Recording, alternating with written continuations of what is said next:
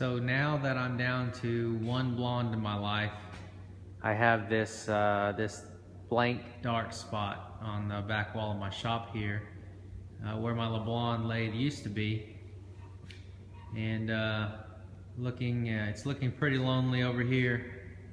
It's not a lot of work to be done back on this side of the shop, and with that comes the hunt for a new lathe.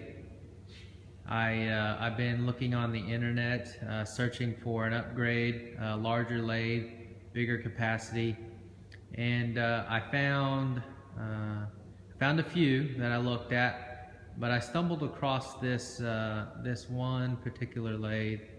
Happened to be a 1945 Monarch. Here's a picture of that. So I'm gonna go check it out and see what it's about. Maybe I can make a deal and have a new home for it right here in my shop. Monarchs are known to be tough machines, tough lathes, and they're one of the best in the business. They've been around for a long time, and there's a lot of them that are still running today. This is an awesome machine, and I would love to have it in my shop and cut some serious metal with it. So I went and looked at the lathe. Looks like it's gonna fit the bill. I'm gonna make an offer on it and see if I can't pick it up.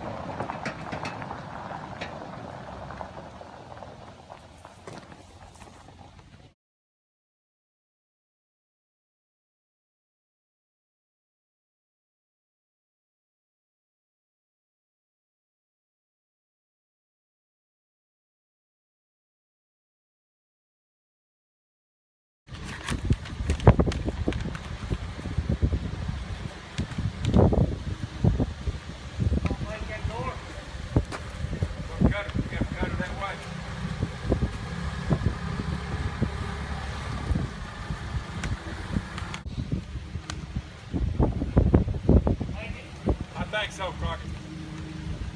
Yeah, you got 6 inches over here. Hey, watch out, we're going to start down that slope. The brakes ain't no good.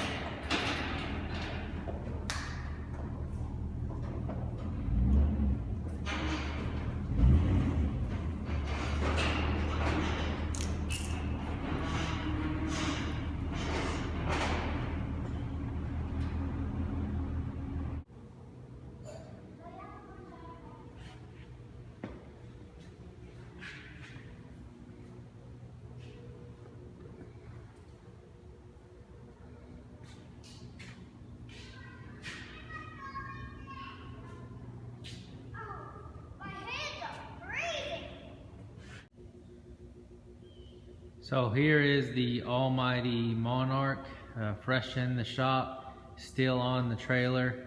I'm pretty excited about it. I can't wait to get this thing unloaded, get it wired up and fire it up.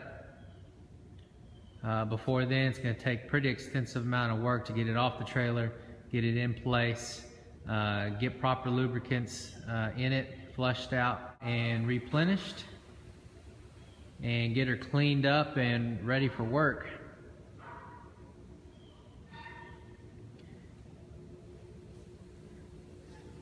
So this model has 120 inches between centers and a 20.5 inch swing.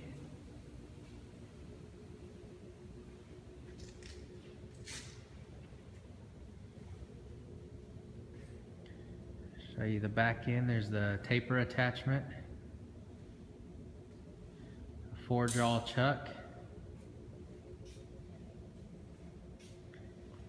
And a pretty messy wiring box. Looks like the through bore is about 1.5 inches.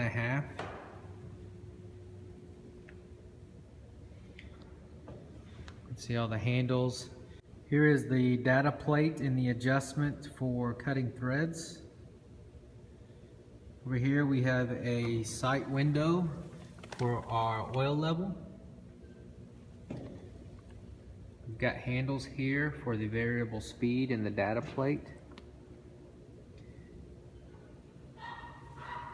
To me, this is art.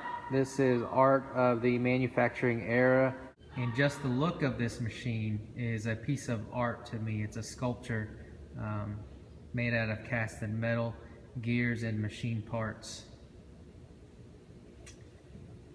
And here is our Monarch label.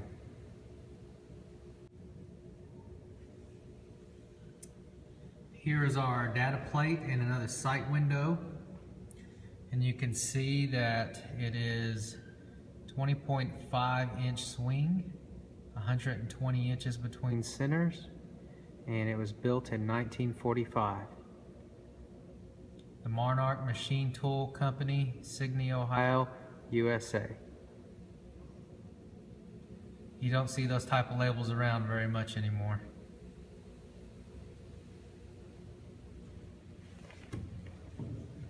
Here is the 4-jaw chuck.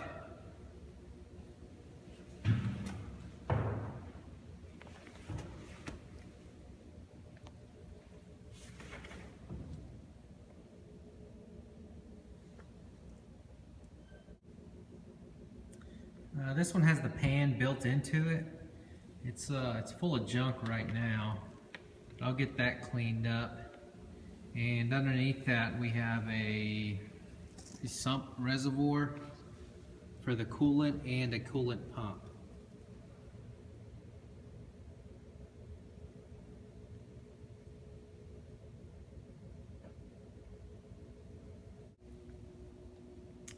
And here we got the business end of the lathe where we make all the magic happen. Again, handles and wheels and levers, to me it's a piece of art.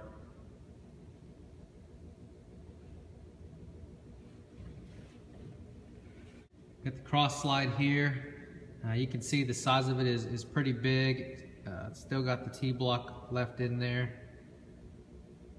So it'll take a pretty large tool holder. And the taper attachment is still intact.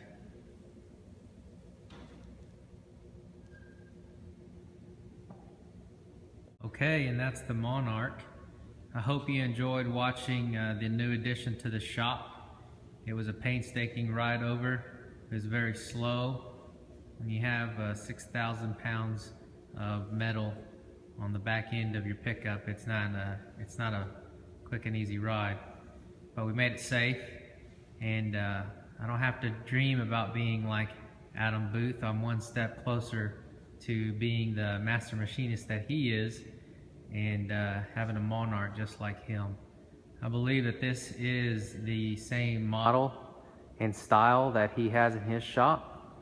It's a bit longer, but I believe the functionality of it is the exact same. So I will be going back through some of his videos and paying closer attention to how he operates this machine and the magic he's able to create with it. So now I just have to figure out how to get this thing off the trailer and into its permanent home. So stay tuned for that. Thanks for watching Fabrication Nation, and that is Adam Booth Style.